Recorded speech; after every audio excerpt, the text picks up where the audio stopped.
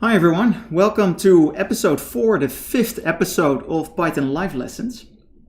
My name is Sebastiaan Mathôt. Hi everyone, hi Eduardo, ole, ole.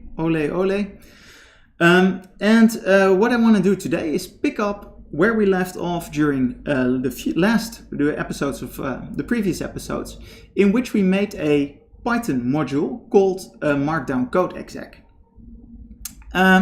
Yeah, happy to be here too. Happy to see that there are some viewers. And what we're going to do today is actually take the Python module that we made during the previous episodes and turn it into a command line application. So something that you can run from the console or the terminal or the command line, however you want to call it. So let's actually very briefly say what our project does. Markdown Code Exec, and as always, so the main reason for me to do this live rather than to actually just record it and put it online is to allow a few questions, right? So if you have questions, interrupt me at any time, and I will try to engage with the questions. So what does our project do, Markdown Code Exec? So it essentially takes a Markdown file as input, and Markdown is text, and with a particular simple markup syntax that allows you to indicate, for example, that something is code. So here between the 3 backticks, we have a bit of Python code that says print hello world, and the attributes between the curly braces indicate that that is actually Python code and that we want to capture the output. Now, in the capturing of the output, that's where our Markdown Code Exec application comes in, or a module. Right now it's just a module. And what does that mean? Well, it literally means that it just captures the output of the print statement, print function call, which is hello world in this case, and actually inserts it into the Markdown after the code that was executed. That's what it does.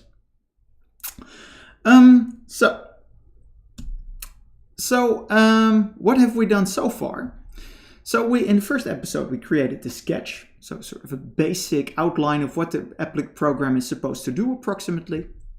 Then we turned that sketch into a nice Python module or Python package that you can import, as you are used to doing with other Python modules. Then we actually uploaded our project to Git and GitHub, just to keep track of the versions and everything. And today, we're going to turn our program into a command line program. So what does that mean? It means you no longer have to start Python and then import it, but rather that you can actually execute it as you can execute a normal command line program. And how do we actually want to execute our program? Well, let's call the program Markdown Code Exec. And then I want to be able to call it in 2 different ways. I want to be able to sort of use the -i or -- input argument and then specify an input file, and the -o and then the output file, right? And that would mean read from in.md and write the processed output to out.md. And I want to have a slightly fancier, for the sort of the code phonetics, fancier way of being able to actually run this application. I want Markdown Code Exec to be able to read directly from the standard input and to write to the standard output.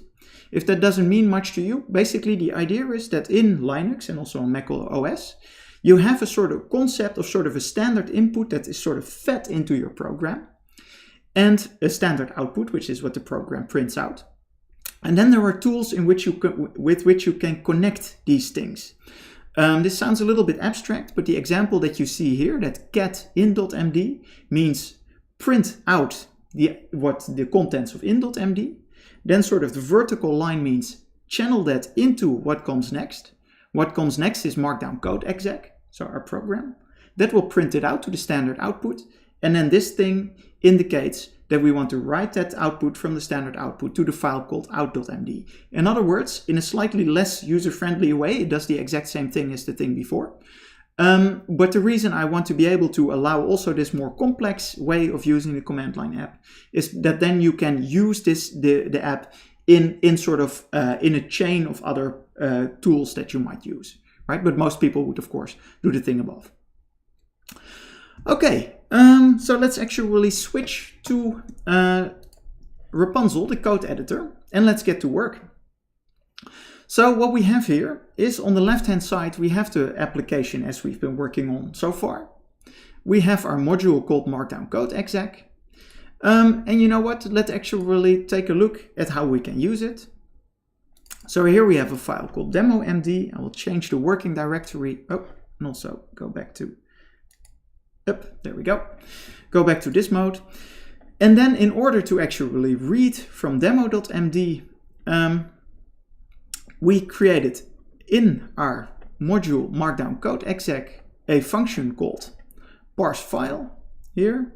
And I can use it in the following way. You can watch back the previous episodes if you want, if you're unclear on how that works.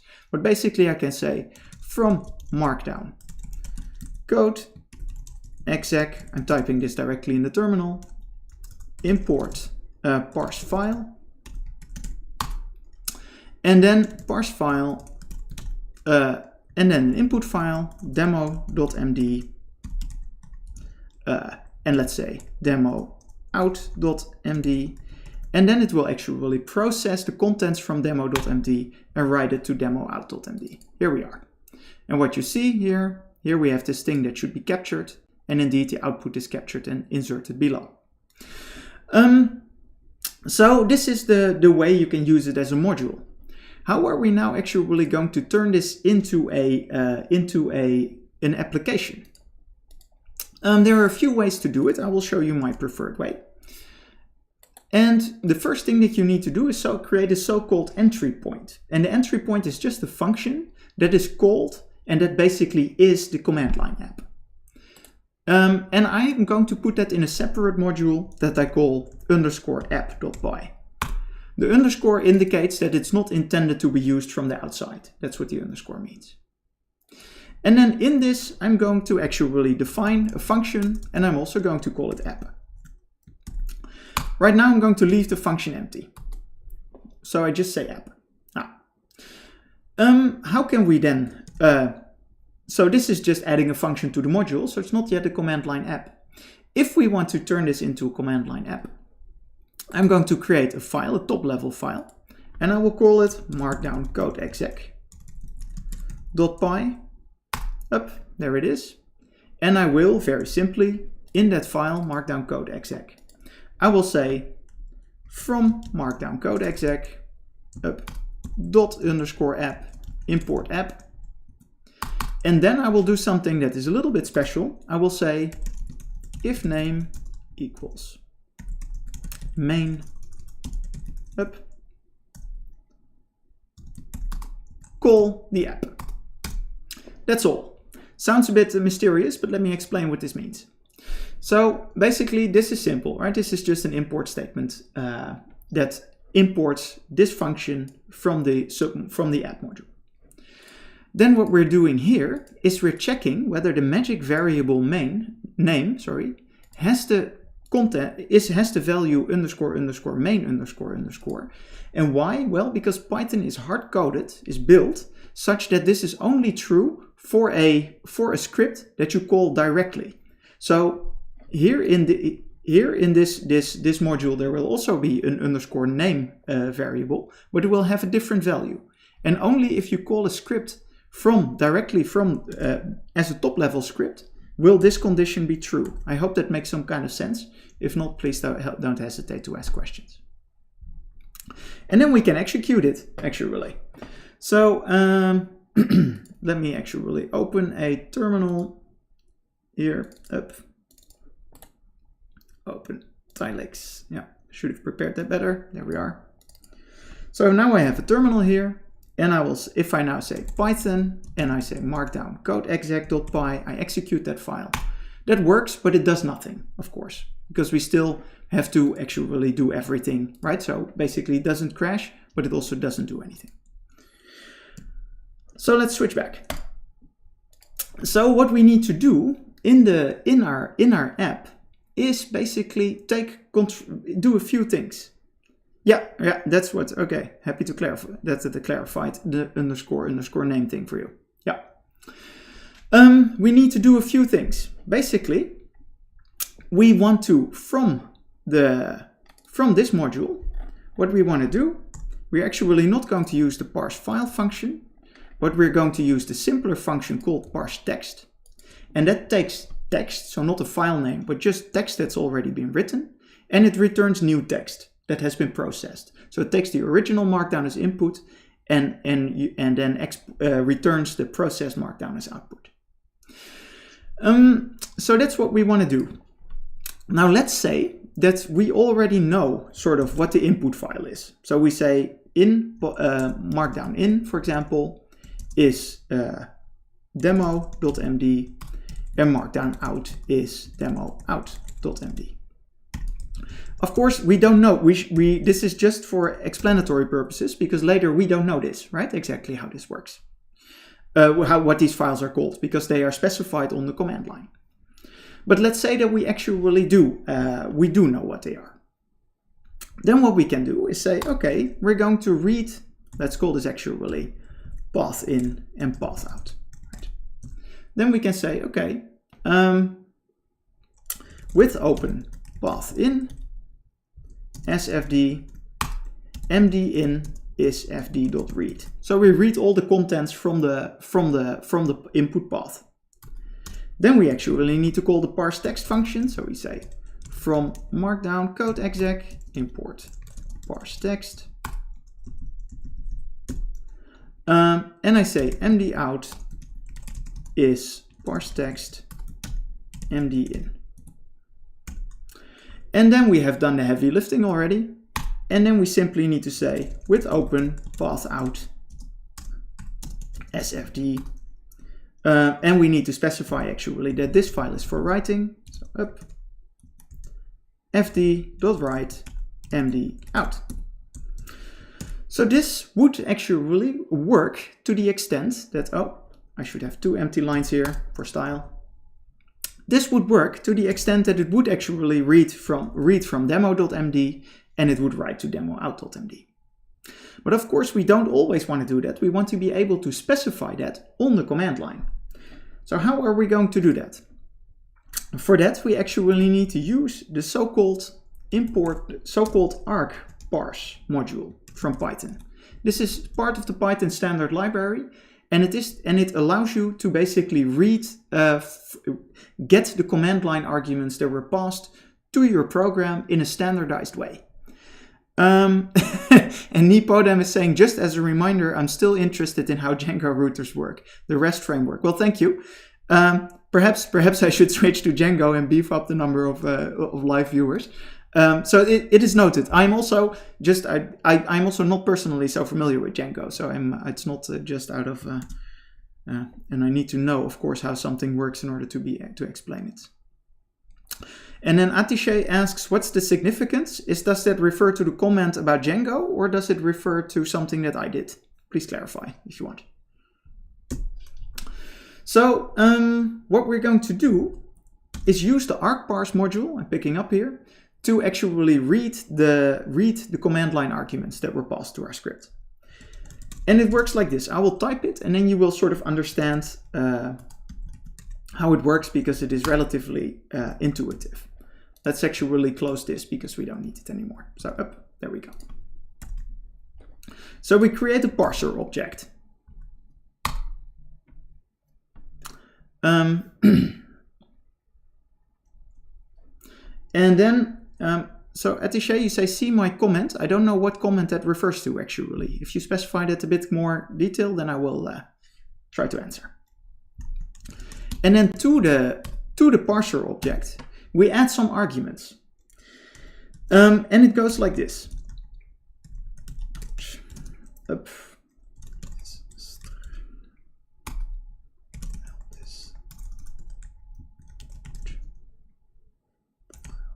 Input markdown file. So what we're saying is that our command line app should be able to accept an input file, either specified by -i, as I showed in the example, or by the more elaborate way of saying -- input. It should be a str, and this is the help thing. I will show you in a bit what it means, why this is useful. If you don't and the magic is such that it will automatically go to a variable that is called parser.input. You will see that in a bit. Oh, I want to do something very similar, of course, for the output.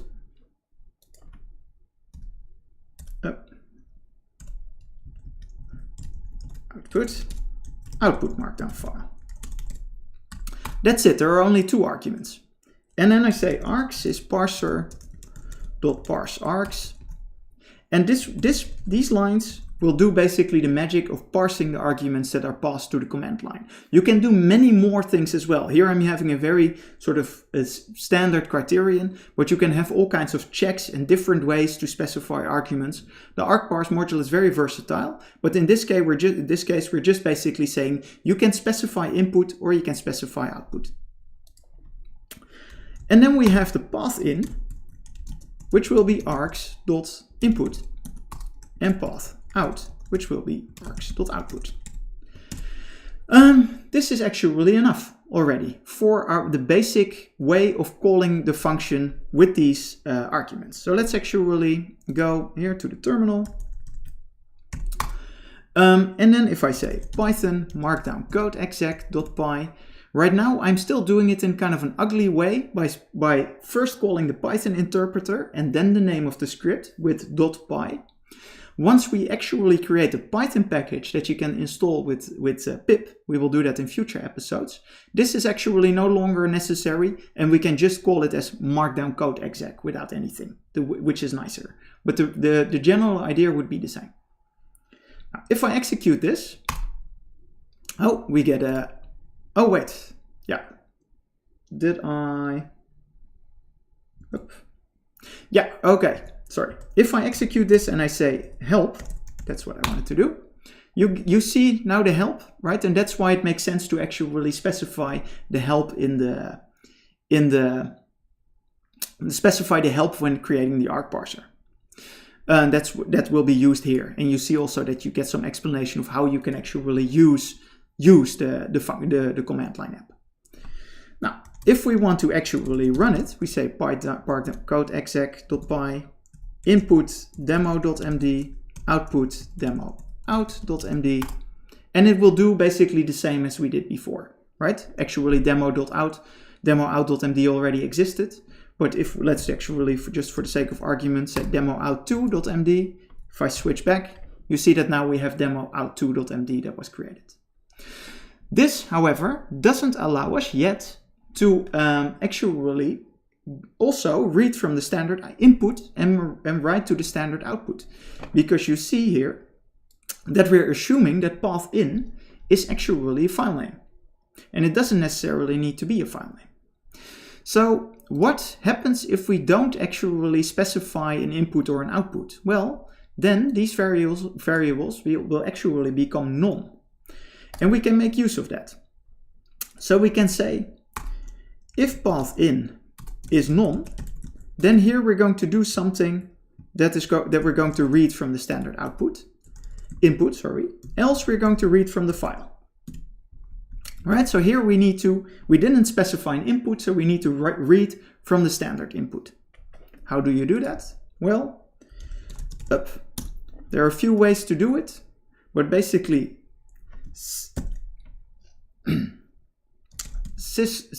I see your comment, Morpheus. I will get back to it in a second.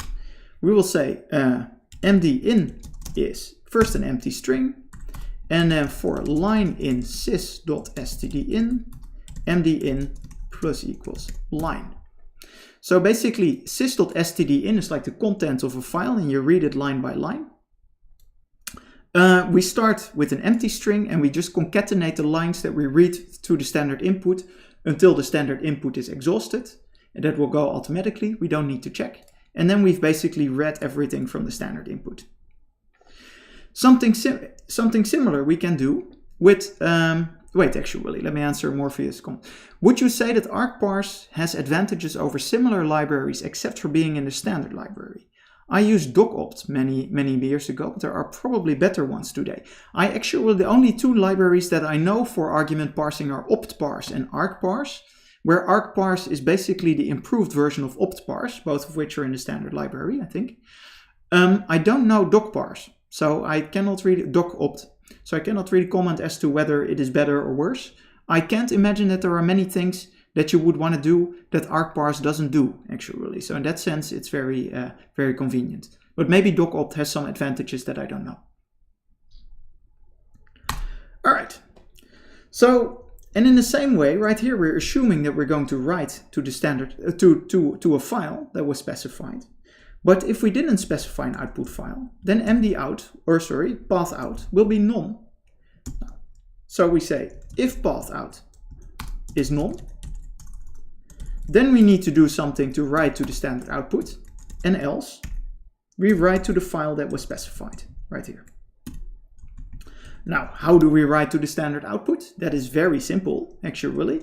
We just say print mdout. Right, so what kind of logic do we have here? Maybe I should comment the code a little bit. It's always good to comment the code.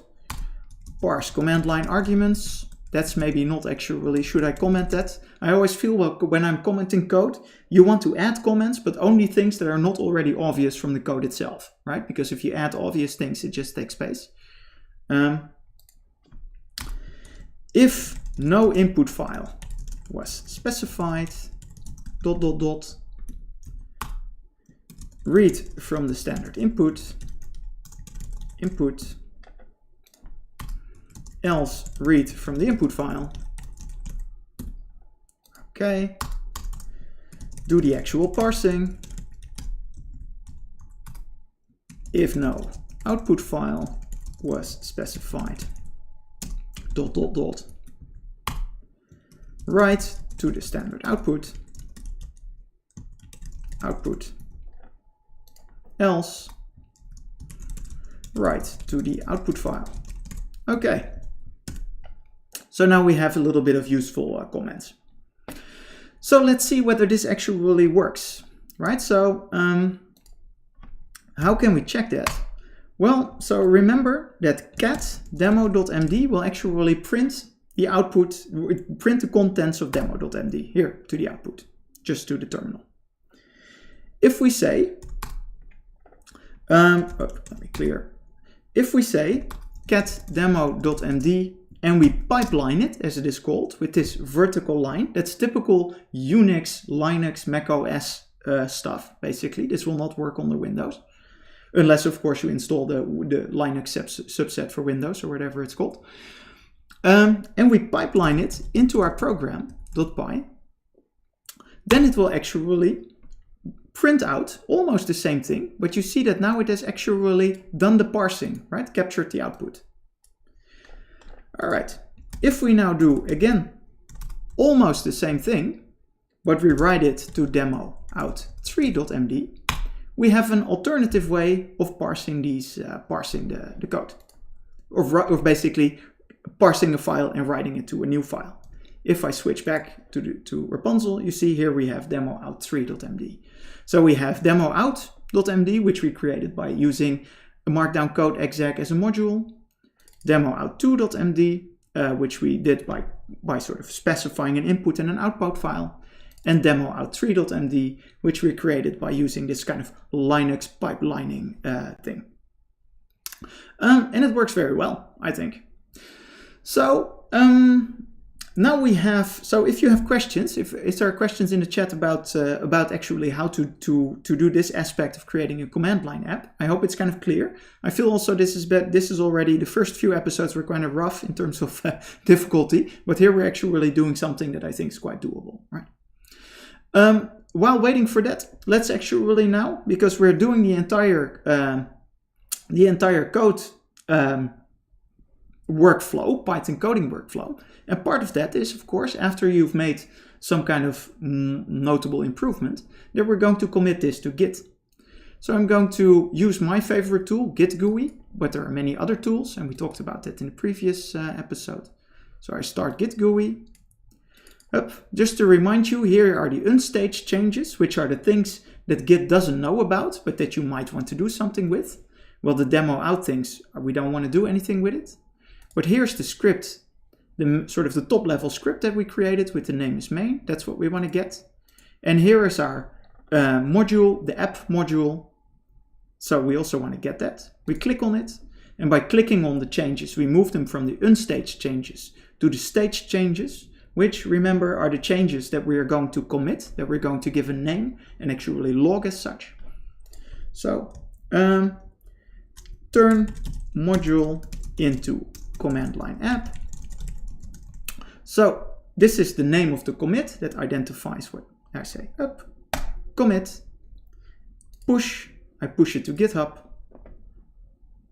There we go, it's gone. And actually maybe, so if I go to GitHub now, up, say up, GitHub, as Mathôt, markdown, code exec, you will see that here we have our commit, turn into command line app, right? So that's the thing that we just did. It would also make sense, I think, now to actually tag this. Let's say that this is release 0.1.0. We're going to polish it later, but this is already a release-worthy thing that we did. How can you do that in Git? How can you tag a release? Well, you can say, I'm going to do this now not in the GUI, but on the command line, but it's the same thing. I type this slash just so that the cursor goes to the next line. That's a bit easier for you to see, I feel, that way. I say git tag release 0.1.0. Up, there it is. Git push origin release 0.1.0. Up, it pushes it. What does it mean to push a tag? Well, it basically means, if we switch back to GitHub, I reload the page. It means that here under releases, you see there is one tag. If I click on it, tags, you see that this is release 0.1.0, and this sort of gives us a point that is anchored to the current state of the code, right? And that's what a release is, right? It's sort of a snapshot of what the code is like right now. Nipodam asks, my employer requires me to make command stuff with PowerShell. Are there so much differences versus Python except that Power? Yes, I think, well, I'm not a power user of PowerShell, so maybe I'm underestimating everything that PowerShell can do. But my understanding is that PowerShell is kind of like a batch script-like language, right? For very simple operations, whereas Python is a full programming language that allows you basically to do everything. And as Morpheus is basically seconding that by saying that there are a massive number of libraries for Python. So. But I'm saying that with some caution, because maybe actually I'm underestimating what PowerShell can do. But I think for real sort of, I would say for scripting type of things, which are basically a few commands that you want to execute in a row, things like PowerShell or Bash are fine. For things that correspond to actual programming, you don't want to use those kinds of things. You want to use something like Python, I think. Not necessarily only Python, of course, but something like Python. Now, with that, what have we done today? We've actually accomplished quite a bit, I think, again in 30 minutes. We've taken our module, turned it into a command line app. And the most important things to learn from this are basically that to create a command line app, generally speaking, you create a function that serves as an entry point, sort of the thing that is called when you run it from the command line. Later, when we're going to create a package, you also see that this entry point will also be used in the packaging process. In this entry point, you parse the command line arguments, generally speaking with the argparse library, but we've heard there's also docopt and maybe a few others to do that. And we've created a top-level script that does very little else except importing the app function, checking whether we're executing this from the top level, whether we're executing this as a top-level script by checking the name variable and then calling it. And that's it. That's everything that we did. Now, if you're watching this back later, this is where the episode ends. So thank you very much for watching Python Live Lessons. If you are watching live, then I'm happy to take a few more questions if there are any. And I see that PowerShell is a Windows script environment. PowerShell basically has a way to tell Windows what to do in certain orders. You're welcome. Yeah, exactly. That was also my understanding of PowerShell, that it is basically like a batch script, right? Maybe a bit fancier, but basically like a batch script. Okay, if there are no more questions, thank you for actually watching this episode of Python Live Lessons. Next week, I think we are going to take this existing script. And we're going to, I think right about now, it is time to turn it into a proper pip installable Python package. So that is what we're going to do then. We're actually really going to create something that we can upload to pip. All right, thank you very much for tuning in, and I hope to see all of you next week. Spread the word. So as always, the number of viewers afterwards is okay, but the number of actual live stream viewers is quite low. So I'm happy to have a few more people attending, also for the interaction. And I will hope to see you next week. All right, bye.